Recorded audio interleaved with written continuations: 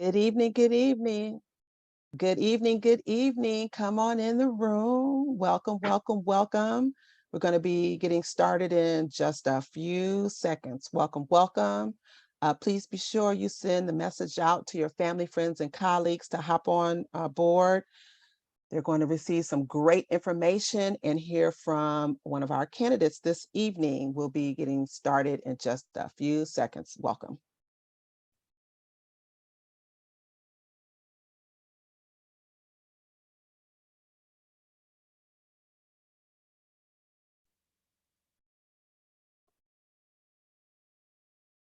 Just a few more seconds. Welcome, welcome. We're going to wait just a few more seconds and then we're going to get started. We have a lot of information today from the County Registrar's Office that we want to share with you. Make sure you have people log on. We're going to get started in just a few seconds.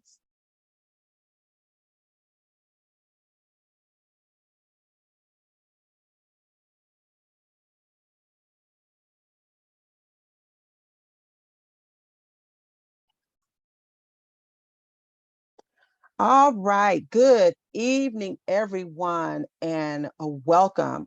Since we are in webinar mode tonight, please be sure that you place all of your questions in the Q&A, which is located at the bottom of your screen.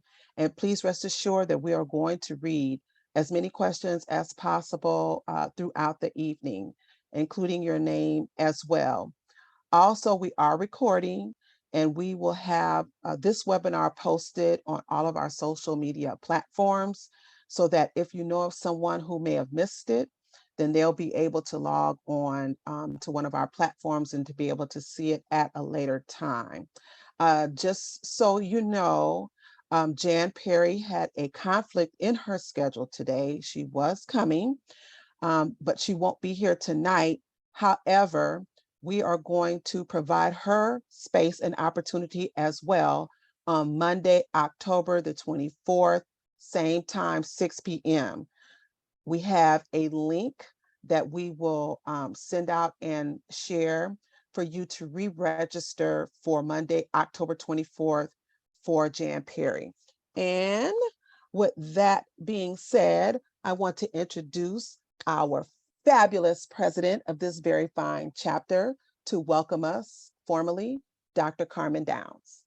Thank you, thank you. And one of the things that I love about Coalition Sister Monique Bacon, she rarely takes credit. Just know she didn't introduce herself, but I just wanted to thank Monique Bacon, who is the chair of our Public Policy Committee, as well as our co-chair, Cambrisha Montgomery, and our entire Public Policy Committee.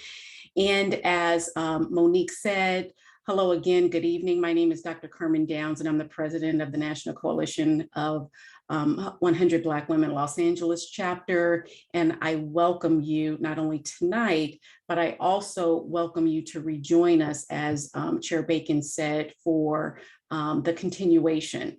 This is the 37th Congressional District and Voter Education Forum. So I'd like to especially thank our candidates and more specifically our partners, LA Southwest College Foundation. Thank you, Ms. Elva Gomez from the County Registrar's Office. We could not have done this without you.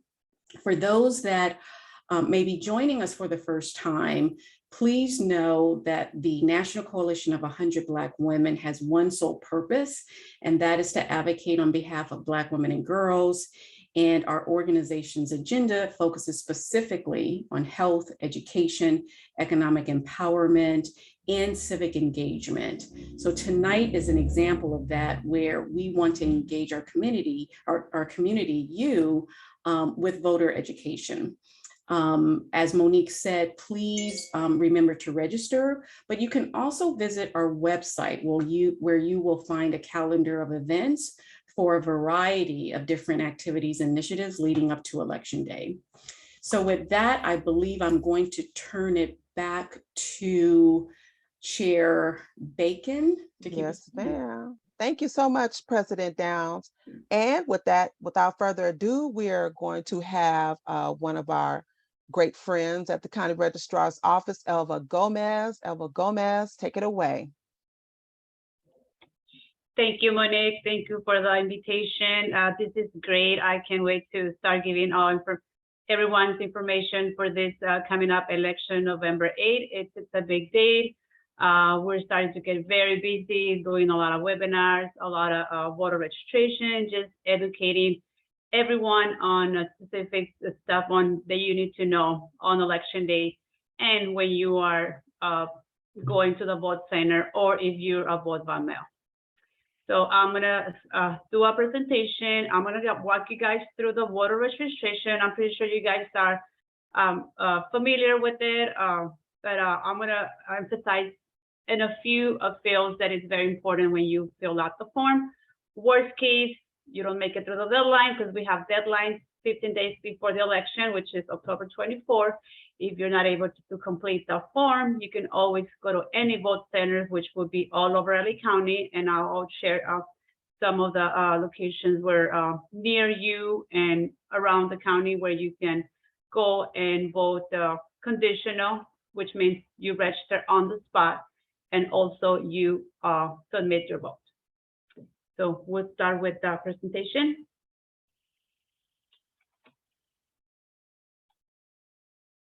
Can you guys see my first screen? Not yet. Yes? No, not yet. Go Oh. ahead, share.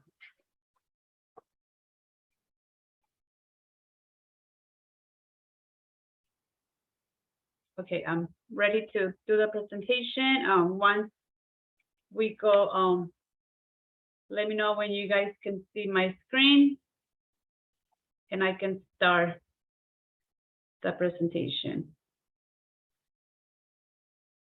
Well, we were able to see it earlier. We're not seeing it right now. Maybe it's on my end. Let me check.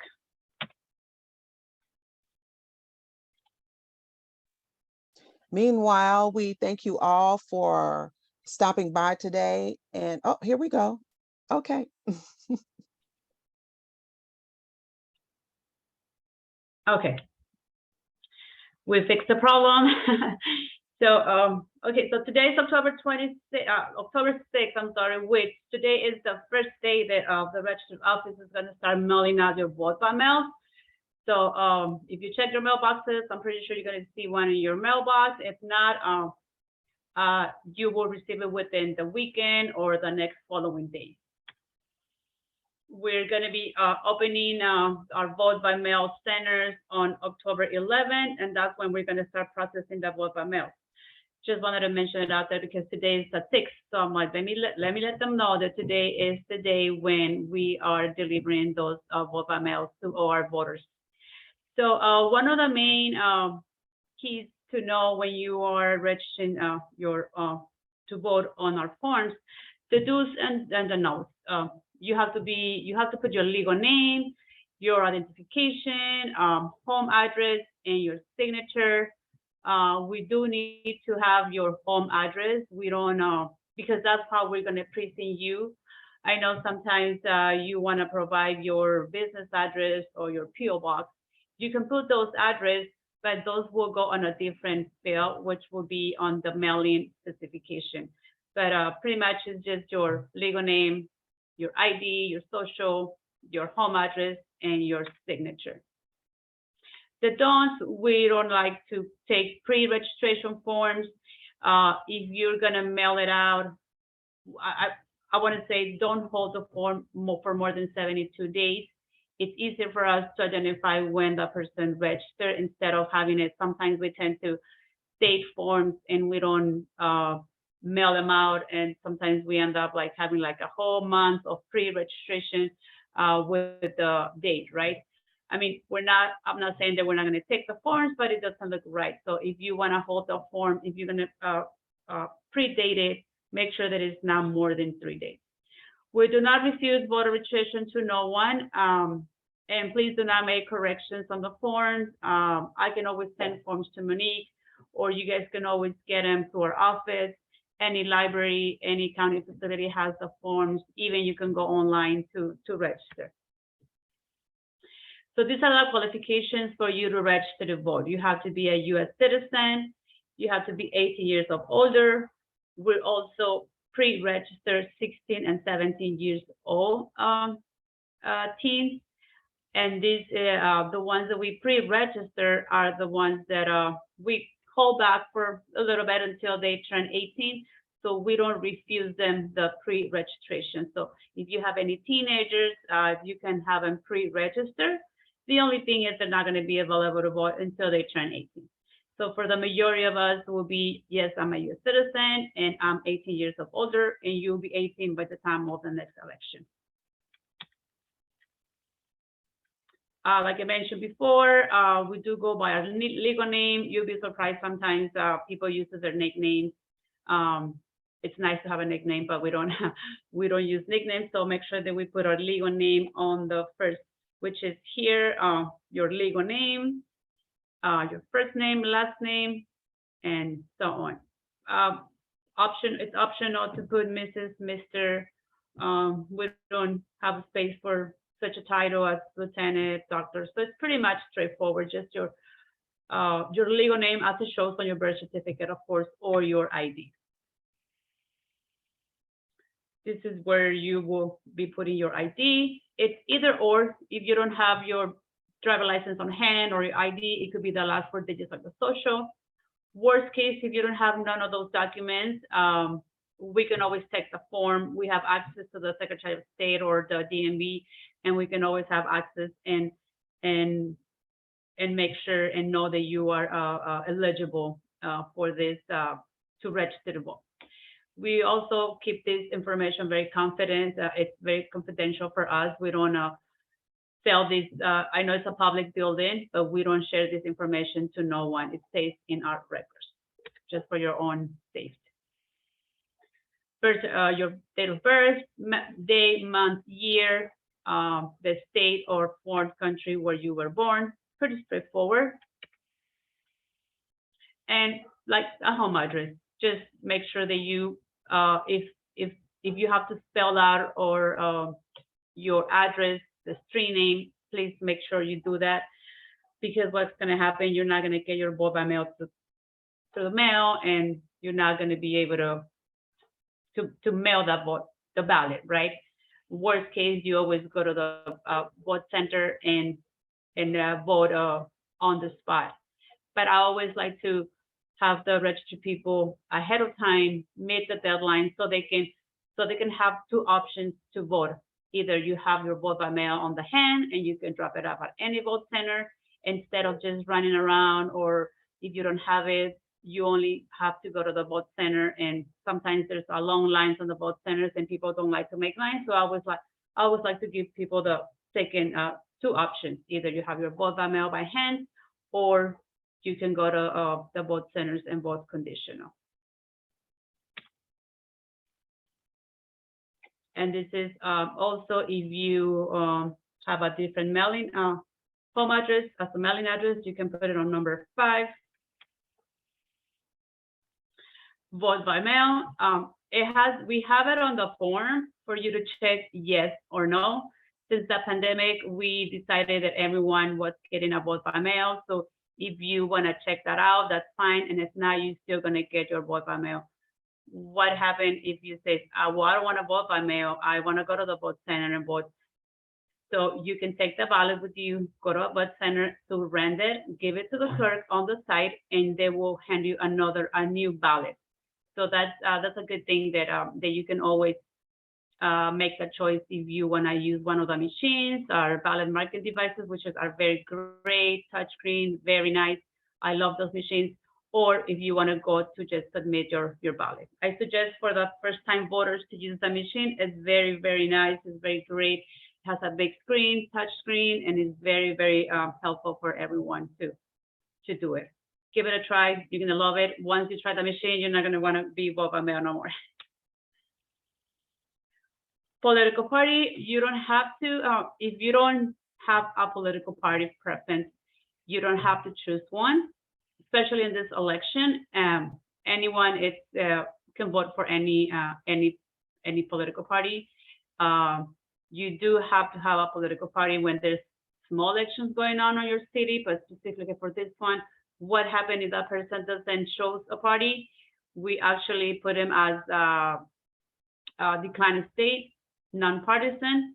You are not going to get a lot of measures per position on your ballot when we talk about city elections, but on these huge elections, it doesn't matter. You're going to see a lot of the measures, propositions, everything on the ballot, so you don't have to worry about that.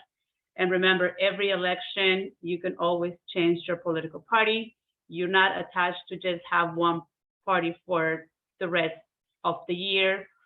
And you do not have to re-register every time we have an election. That's one thing that we get asked a lot when we're out on the field. Do I have to register every time that I vote?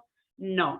If you don't have any changes to make on the form, as far as if you didn't move for your home address, if you live on the same house for 10, 20 years, you don't have to re-register again. If you have the same political party, you don't have to re-register. But if you move or you change your political party or your last name, that's when you need to re-register. Other than that, what happened when you register and you never vote? Because it happens before. Sometimes people forget that they register. 4 years pass around and you see on our system what happens.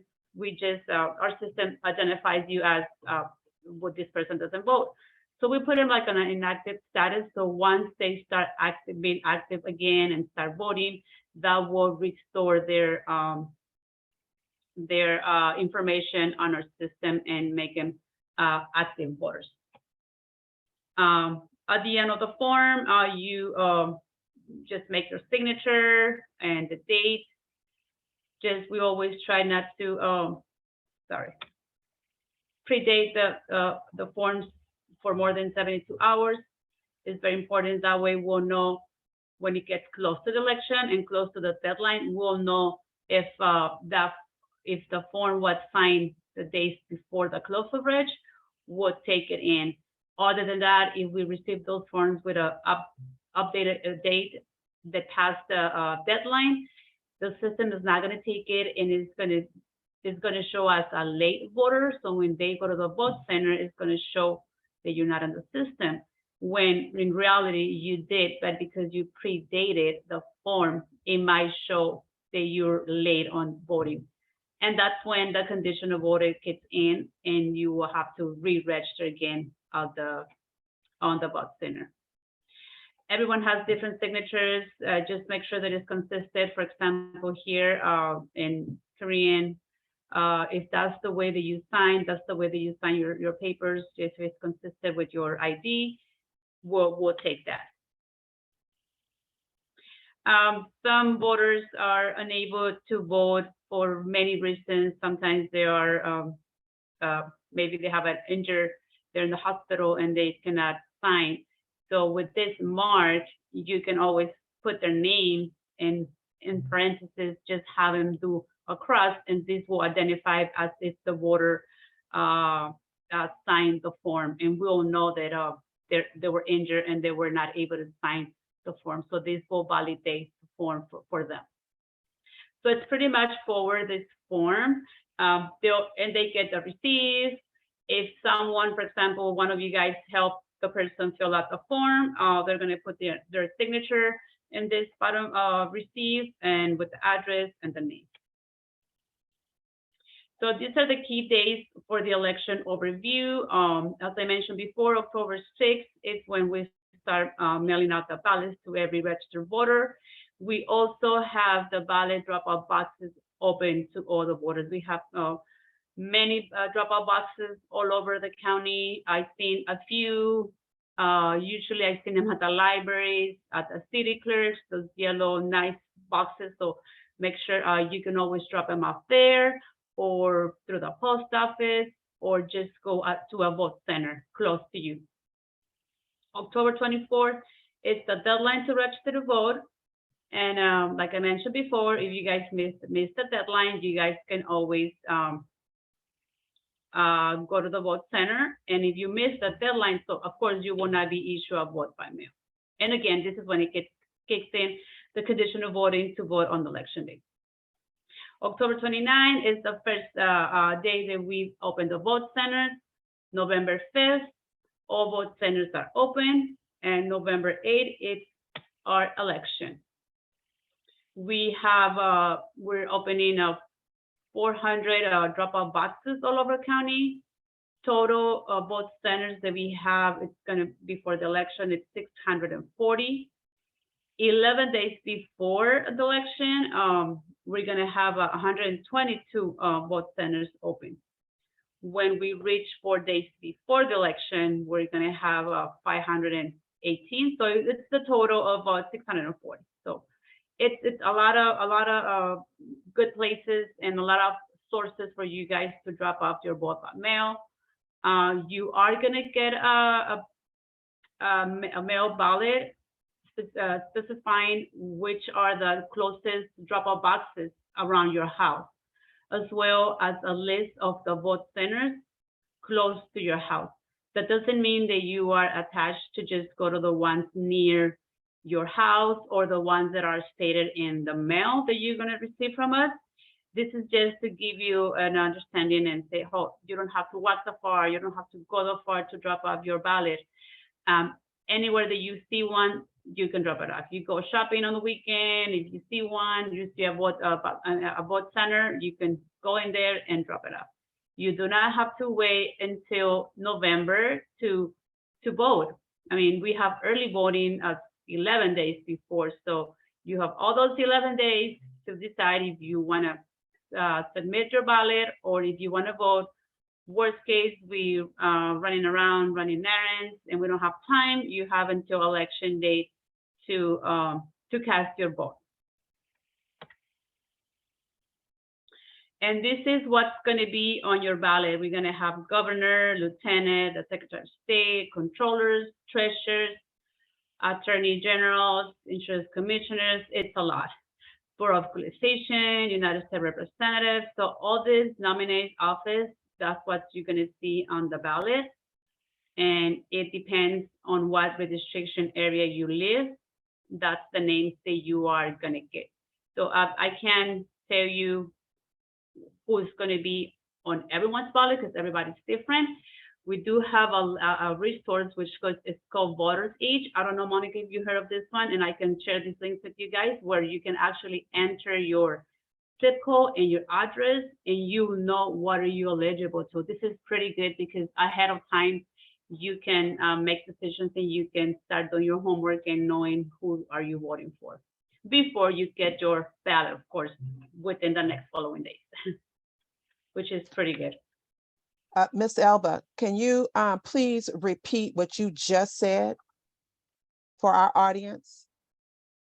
For the what's going to be on the ballot? Yeah, you said there was a website that we could go to. Yes, it's called Voters Age. That's voters, VOTERS. Apostrophe S-H, E-D-G-E. E-D-G-E, Voters Edge. So V-O-T-E-R apostrophe S. Voters. E-G-E. Yeah, E-D-G-E. And Okay. I can always share the link with you. That's a very good source of information. It lets you enter your zip code and your address, and it will actually show you what are you eligible to vote for this election. So that's pretty good. Okay, I'm going to put that in the chat, Miss Elba, but I just want to be sure again, voters apostrophe S Edge, is that .com, .org, or? Well, you can send that to me in, you can text that to me. Okay. But right now I want to go ahead and, or if you can type it in the chat for us, that would be great. Okay. Okay, and with that, I don't see any questions in the Q&A. I do have one really quick though. So just to be sure, if I have a ballot and my mom is sick, am I permitted to bring that ballot to the voting center and drop it off? Oh yes, you can do it. On the back of the ballot, it has the two places where it's going to go your signature and her signature. That means she gives you permission and allow you to drop off the ballot. Mhm. Very good. Okay. And then the next question is, just to be clear, that if I miss the registration date to vote, I can actually go on November 8th to a voting poll, any voting poll near me, and do it then, and would be able to vote, but it would be a provisional ballot after they check everything, verify everything, and then that's when my ballot would count, correct? Correct, correct. Yeah, it's gonna be provisional, which yeah, I don't really like to use the word provisional because yeah, it gets so you submit your voter registration because you didn't you missed the deadline, right? Together with your ballot. So what we do, we process the voter registration on the spot so that we can cast your vote as well. But yeah, it's provisional. Okay, very good. Mm-hmm. So Elva, I want you to, we do have one more question, but if you can, Elva, stay on. I'm going to address Terry Davis's question, but I'm going to have to do it afterwards because the senator has arrived. And so just stay on, Elva, and Terry Davis will get to your question. I want to turn it over to Chair Porter, who is going to introduce our candidate for the evening. Thank you, Monique. I hope this was a lot of great information for you guys, and I'll stick around for later. Yes, please. Thank you, Elva. Thank you so much. No problem.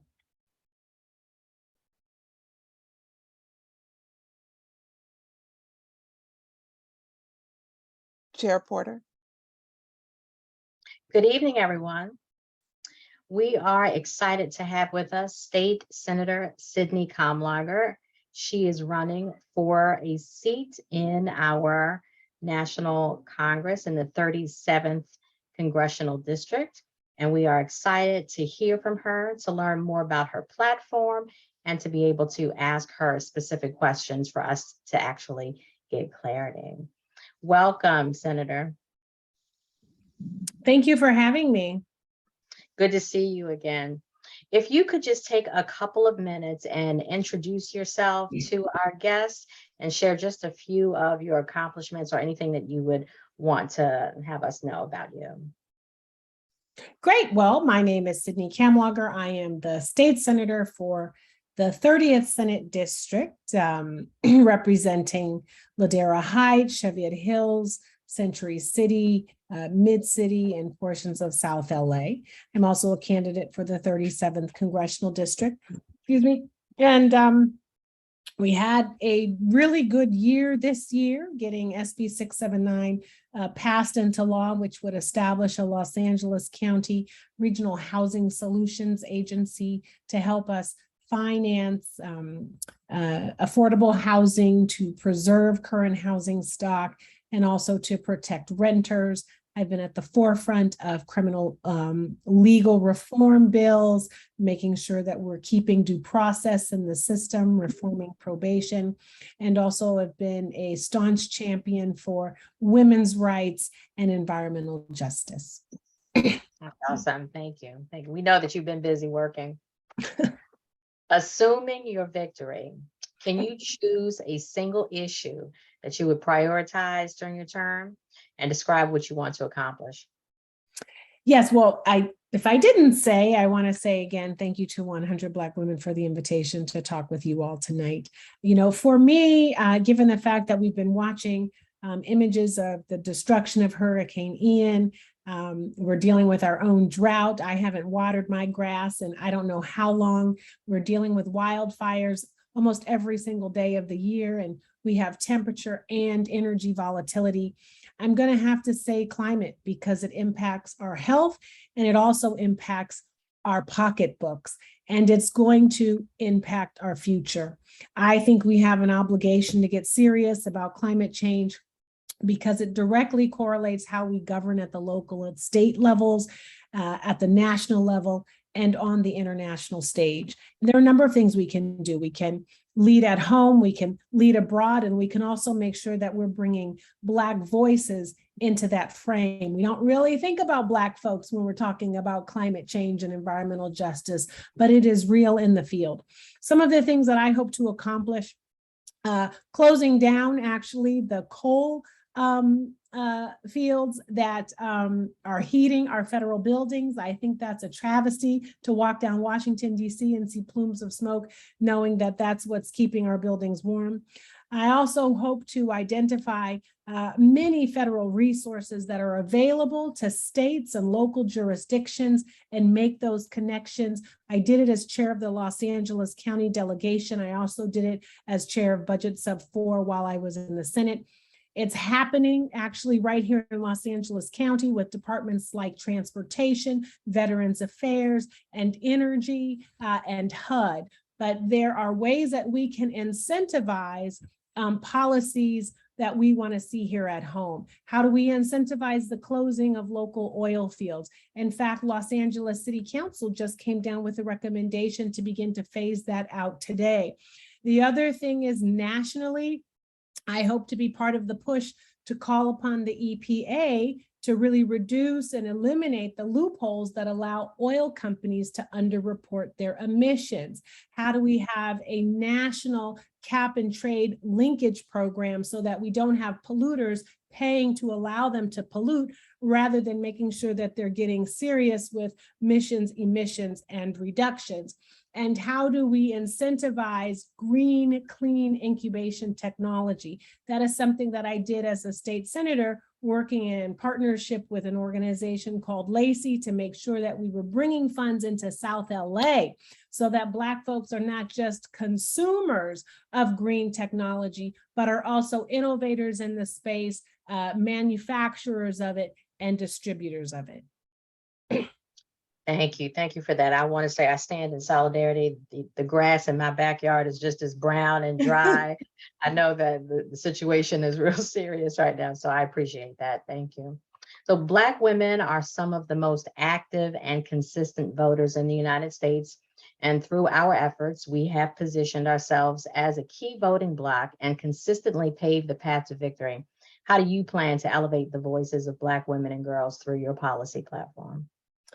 Well, you know, amen to Black women. I was at the CBC just last week and listened during the prayer breakfast, and the pastor said that during the civil rights movement, when the Black men were sitting in the basement of the church talking about what to do, it was the Black women who'd gone out and made a decision, had printed out all the flyers and had handed them out and had started the movement. And the brothers just woke up the next day and said, yes, we're on that train. So I salute Black women. You know, I've actually tried to elevate the voices of Black women twofold, through policies and also through politics and practice. You know, I have hired a Black chief of staff while I was in the Assembly and the Senate, as well as a Black female district director.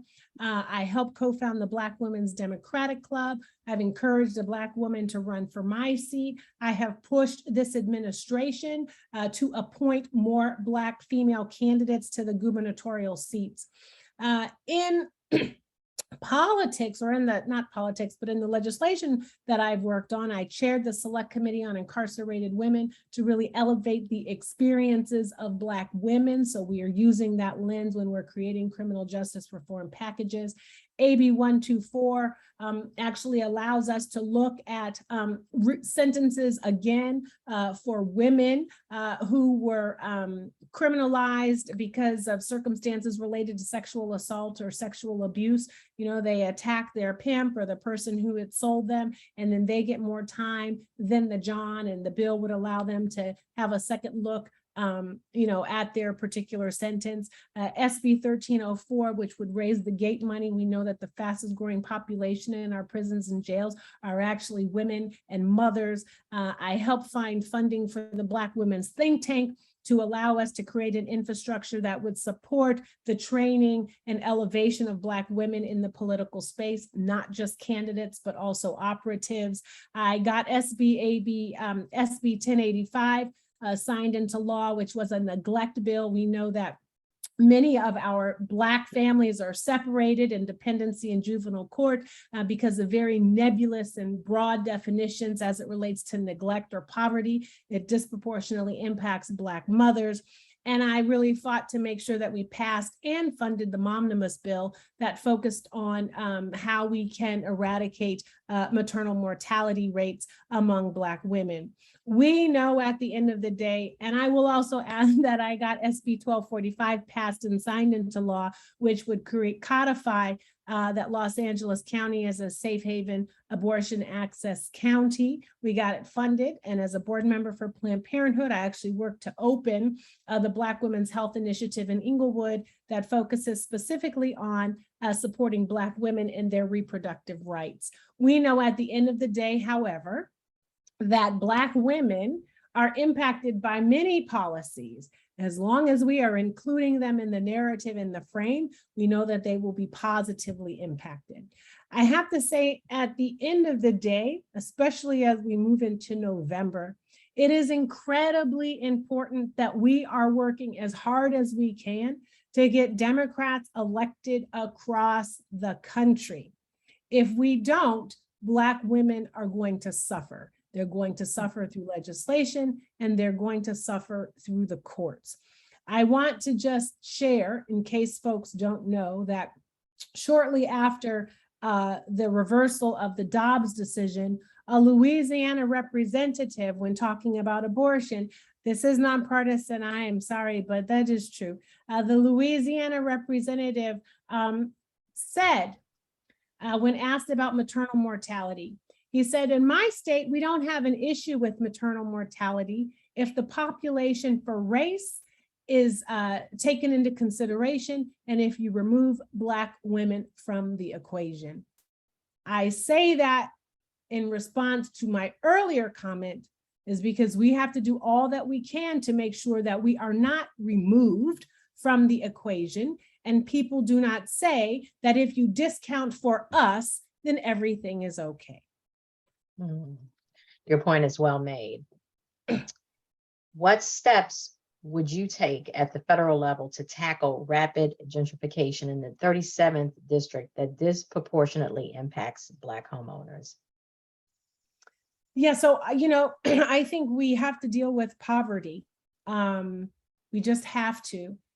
Economic stability is the best defense against gentrification. We see it not just in the 37th, but in districts across Los Angeles County and this state, that as Black communities decide to sell homes or are pushed out because of predatory development, different families come in and or improvements and amenities are made and brought in, which changes the landscape and sometimes even the history of a community. And that is very challenging. It's challenging for those that are living in the communities. It's challenging for those that see their land as an opportunity for generational wealth and securing a future for their family members.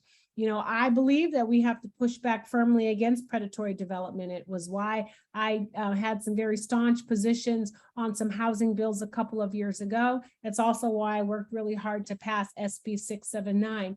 This bill will actually allow nonprofit organizations to purchase land and develop it. It will also allow for the faith-based community to do the same. These are important ways for community land trusts that are owned by Black women, by folks in the Black community, to begin to, it's another form of reparations, to purchase land so that we can own a stake of our future. I think it's great what happened with Bruce's Beach, and how can we replicate it in different ways when we're talking about home ownership. As chair of Budget Sub 4 this year, I found $500 million for a first-time homeowners initiative, which will allow the state to actually contribute to the down payment of a home. I also make sure that there was funding in our Cal HFA so that folks that needed help paying their mortgage or even paying to develop an ADU were able to get grant money up to $120,000 from the state. I think these are ways that we can make a difference at the state level. And those dollars are actually matched and leveraged at the federal level. So how do we work with HUD to make sure when they have homes on the auction block that they're going to local individual purchasers rather than corporate investors? How do we make sure that we're working with Department of Treasury when they're coming up with a plan where they're giving money to the states like they did this year, actually, to California to the tune of $1 billion, that the plans include home ownership proposals and supports that come to our community? And also, how do we do things like holding the IRS accountable? Because we know that they have disproportionately audited some of the poorest and most African-American counties in the country, and they don't seem to do that for wealthier communities. These are steps that we can take at the federal level to make sure that our government is working for us. Thank you for that. In July, the Supreme Court made the decision to overturn Roe v. Wade and gives the states the sole authority to set their own abortion policies. Do you agree with this decision? If yes, why? If not, what steps will you plan to take to protect the reproductive rights of women and girls? I am a proud board member of the Planned Parenthood Los Angeles. I've been a board member for a number of years. I worked to make sure that we were putting well-being centers on 50 high school campuses throughout LAUSD, which will now also include behavioral and mental health supports. As I mentioned, I got authored and funded SB 1245 and worked with the Legislative Women's Caucus to pass a number of bills, including Proposition A, which will be on the ballot this year, that would enshrine into the California state constitution a woman's right to choose. I believe that we should be protecting the rights of women and pregnant people. I believe that we should do away with the Hyde Amendment. I believe that we should be looking at our courts and ways that we can, at the federal level, stall out what's beginning to happen, including allowing many states to pass trigger laws that went into effect immediately upon the Dobbs decision. You know, Senator Lindsey Graham has just introduced a bill that would essentially outlaw abortion in the land. And the trigger laws, as I mentioned, are incredibly dangerous. And we have to do all that we can to protect these rights. We also have to do all that we can to talk about how fragile our democracy is and how it is a shared project that is also active and dependent on us working to protect it each and every day. We should be looking at, for example, what happened in Iran just recently, and we should be looking at the elections in Brazil and also in Italy. These are examples of authoritarian, ultra-right candidates gaining power. And when that happens, we see an unraveling of democracy, which has become incredibly fragile. For the first time in this country's history, we have been listed as a sliding democracy. And when democracy fails, the first group that is thrown under the bus and run over are women. And so we have to do all that we can, not just to protect our rights to vote, to make sure we are out there voting, which I know is part of this project that you all are focusing on now. But we also have to make sure that we are protecting a woman's right to choose and supporting the securing and the rebuilding and the fortifying of our democracies. Great, thank you so much. I know I see one question from the community in the chat, and Chair Bacon, would you like to ask that question, or would you like me to move forward with that? I can go ahead and take it from here. Thank you so much. And thank you so much, Senator Kamlager. And I do want to encourage our audience to go ahead and put your questions in Q&A. We do have a few there. And we also have a few that came in prior to that for people who were not able to attend. But I do have one question that came from our audience. Actually, it was directed to Ms. Elva from the voter registrar's office, but I believe, Senator, that you might be able to answer this particular question from Terry Davis. What are the protections against voter suppression, like during the day of voting, regarding rights to polls, more voting stations, etc., that you are aware of? Well, I certainly am not going to claim that I'm going to know more than Ms. Gomez, because I was here for a little bit of her presentation. But I will tell you that this legislative year, we passed a number of laws that I do believe got signed to protect the right to vote when people are going to vote. So not just making sure that we are mailing ballots to everyone. That happened during COVID. It's something that we're going to see continue. But we do allow you to provide water. I know in some states you can't even provide water anymore. So you can do that. You can register the same day and vote the same day. We do protect against harassment or protesting or intimidation tactics that happen while folks are going to the polls, and also intimidation tactics that are happening towards poll workers. And we know that we have seen that in certain counties across the state. We've certainly seen it in other states across the country. But those are, and we've also done some things to change the thresholds for recalling folks, for example, because many say that the recall process that we have in place now, in effect, is a form of voter suppression. So while California is, I think, incredibly progressive when it comes to voting rights, and we have a superb Secretary of State who, I'm happy to say has endorsed me. We are also making sure that we are addressing things that we see happen in other states to make sure that they don't happen here. And we also put in the budget a funding for voter education as well. Okay, and we have another question from Terry Davis also. The pandemic has influenced the mental health of everyone, especially our community.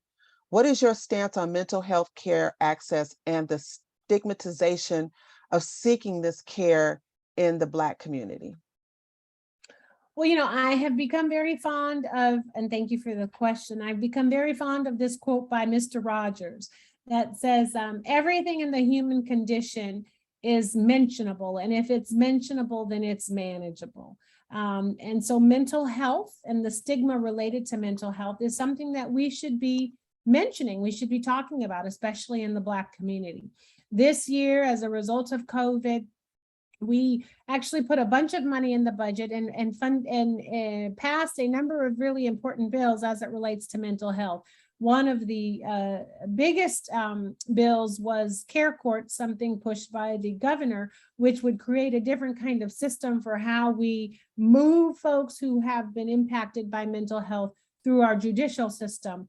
Diversionary programming, housing supports, making sure that folks are in a space where they can get medication and be taken care of, funding, homelessness prevention, really shoring up infrastructures at our county levels, finding funding for retention, pipeline growth, and the retention of mental health and social workers. All of those things are things that happened in the budget. But at the end of the day, if you're not talking about how you feel, if you're not talking about needing help, if you're not waving your hand and saying, hey, don't judge me, that I'm in pain, then no one is going to know to help you. And so we have an obligation as Black folks to not judge when someone that we care about calls out in distress. We have an obligation to help address, well, not address, but to help direct folks to resources, and sometimes just to be the shoulder that someone can lean on. Because the reality is nobody is perfect. And it is okay to talk about, having issues with your weight or your health or being diabetic or dealing with cancer or having a loved one who passed away or getting a failing grade or not doing well at work or not wanting to go to work or being terminated or having challenges with your finances or having challenges in your marriage or having challenges with your children or just changing, right? The physiological change that we're grappling with every single day as we age and not really knowing how to deal with it some days. Those are things we have to be okay talking about, and they have to be things that we are okay listening to. If we push our folks and even ourselves into the corners again, because we want everyone to be perfect, we are going to be the ones most responsible for the damaging of ourselves. And so we're pushing to make sure that funding is available. We're pushing to make sure that laws are changed or re-examined to help folks. And we are certainly pushing to destigmatize, but it is a collective effort. And Black folks, we are resilient, but it doesn't mean we're made of Teflon. Right. That is so right. And I have another question from the audience from Hattie McFrazier. She says, what would you do about providing jobs for young people, especially Black youth in your district? Well, I've really worked to, since my time in the legislature, actually, when I worked as district director for Assembly Member and Senator Holly Mitchell, and during my time on the Los Angeles Community College Board of Trustees, I have always worked with nonprofit organizations to help get young folks jobs, if they're summer jobs, if they're internships, if they're placing them with other companies. I've worked on developing vocational training programs so that folks are able to learn skills and then pipeline those skills into a union, into a trade, into a job.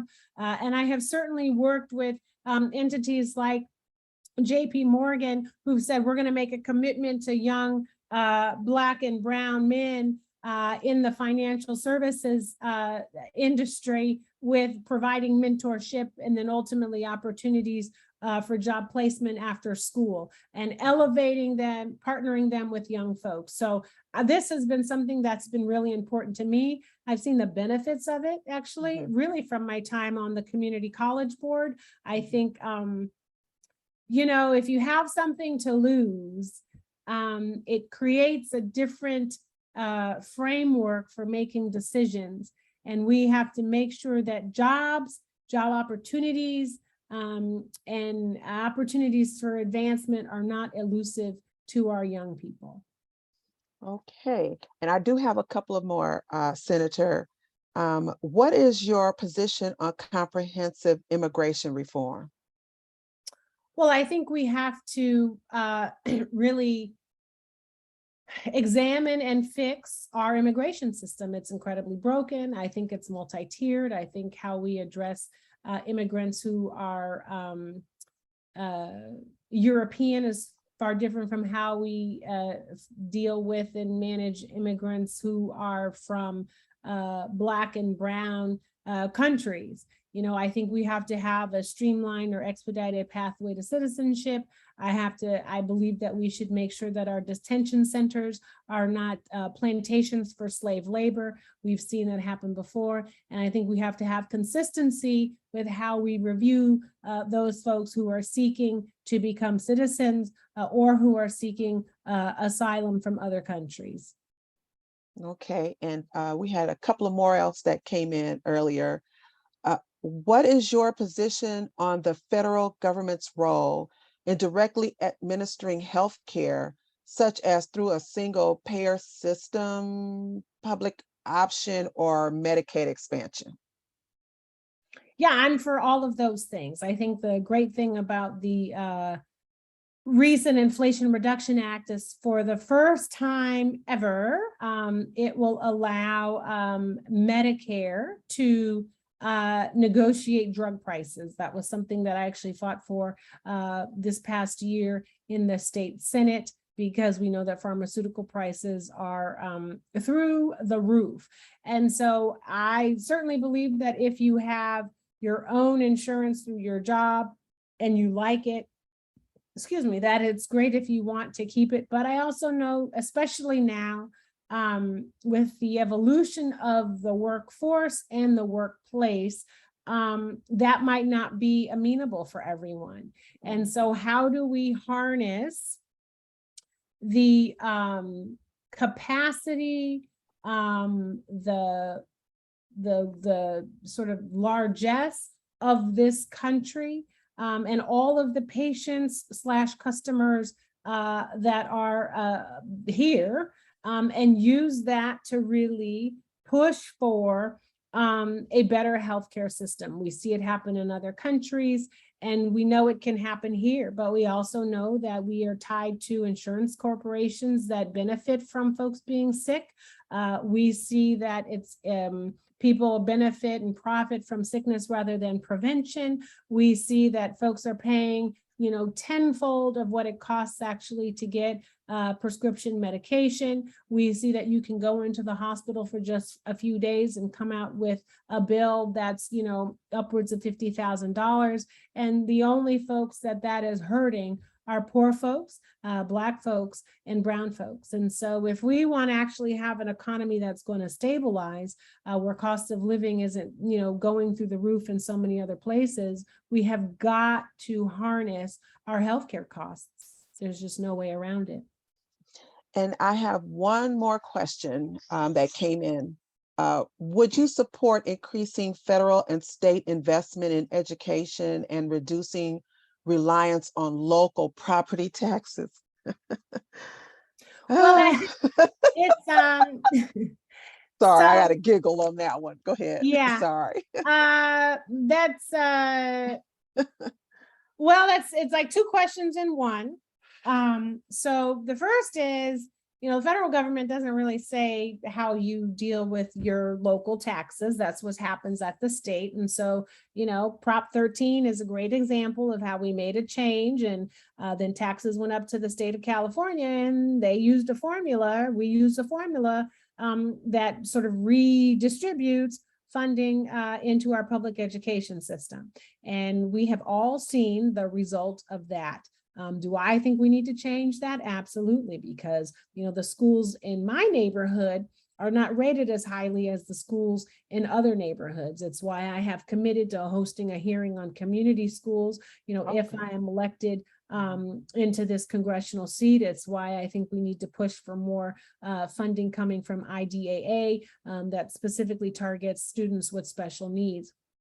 You know, taxes are not the end all be all for everything. I don't know if, and it's also important that we make sure that we have the funding that we need that's going into these systems. And it does happen through our federal taxes. I mean, it does go to places like the Department of Education, trillions of dollars, in fact. And it's also really incredibly important that we make sure we have someone who runs that department that actually cares about public education. And that wasn't the case some years ago. It's why, you know, Detroit got sued because it was failing to, you know, teach its students how to read. That's not happening here, but we certainly are very low on the list when it comes to what we're paying per capita to educate our young folks. And I would much rather us invest more money in our public school system than investing the money that we have invested in our juvenile camps and in our carceral and correction facilities. Now, I don't know if someone was asking that question because of SB 679 that does have a tax component to it, but unfortunately for them, maybe that bill was signed into law. Okay, I'm not really sure. You know what? I'm sorry. This is the last question, Senator. I appreciate your time. I promise you this is the last one. Okie dokie. It's a long one, but just be patient with me. This person asked, they said, many of those who receive Social Security or SSI, Supplemental Security Income, or SSDI, Social Security Disability Insurance, rely on that income for survival, yet many of the program's beneficiaries still live below the poverty line. As a potential federal elected official, what would your plans be to preserve the long-term sustainability of these programs that many people rely on as a source of income to pay for housing, food, and other living expenses? And will you support proposals to adjust benefits annually to allow for inflation and to update asset limits? That was a long question. Yes. And I love the compound questions. So there's some state stuff in there, and then there's some county stuff in there, and then there's some federal stuff in there. I certainly do not support the privatization of Social Security. I know that's been a platform that some folks have sort of advocated for, and I think the privatization of Social Security is another way to say you want to get rid of it. I think we actually should work to eliminate asset tests. In fact, I tried to do that at the state level this year, and that bill was actually held because they said it was going to cost too much money. But we know in many states that we essentially ask you to be poor and desolate before you are able to access the kinds of social services that you need just to survive. And we know that still many of the folks who need these kinds of supportive services are like 80% below the poverty line, and still have to show that they have zero money in their bank account. I don't support that because it doesn't take into account someone's desire to try to, elevate themselves economically. And you should not be punishing people for having a little bit of money in their checking or their savings account. And that's essentially what we've continued to do at the state level because of laws that we've had on the books at the federal level in terms of how we grant or allocate money to states and also to counties to provide these kinds of services. We have to re-examine poverty. The president talked not long ago about the fact that the poverty levels have been cut dramatically. That is great. But if we are not doing things to really eliminate, I think, some systemic racist policies in our state laws and also in our federal laws, then we're just going to sort of be, moving the pieces across the chessboard rather than focusing really substantively on how we can work to eradicate poverty. Thank you so much. I appreciate it. We have a message from our president before you leave, Senator Kamlager. We appreciate your taking the time out today. Dr. Downs? Senator Kamlager, I can't imagine how busy you are. So to take time out of your, I know what is probably a very, very busy schedule. Thank you so very much for joining us this evening. We appreciate, as a nonpartisan organization, when we extend invitations to all candidates to have them squeeze us in and squeeze in time on their calendar means so much to our community. So thank you so very much. Thank you. I tried to be as nonpartisan as possible, but I also tried to just offer some facts. So the fact is, those are some things that are happening, and it's really important for us as Black women to continue to be aware of how powerful we are, but also how feared we are of so many folks across the country. And education sometimes is the best defense. So I really thank 100 Black women for the work that you do and for your continued commitment to protecting and elevating and supporting all of us. Thank you so much. Bye. Dr. Bacon, I will turn it back to you. Okay, before we finally dismiss, we have Elva Gomez on because we know she was pretty much finished with her presentation, but we just wanted to make sure, was there anyone in the audience that had any questions whatsoever regarding the voter registration information? I think we might be covered there. Just wanted to be sure. I don't see any questions. Okay, Dr. Downs, if you could just go ahead and close us out for the evening. Thank you, Elva, for sticking around. We appreciate you. So first and foremost, I have to thank the Public Policy Committee of 100 Black Women of Los Angeles chapter. They are a passionate group of coalition sisters who really, really have identified some opportunities for forums for a variety of different candidates. So thank you. I also wanted to personally thank you, Elva. I know you are busy, and I think you said it at the very, very beginning. So for you to provide your expertise and your knowledge is so, so impactful. So thank you so much for spending time with us this evening. No problem. It's my pleasure giving you guys the tools or all the information that I know. I don't mind doing it. Thank you for the invitation.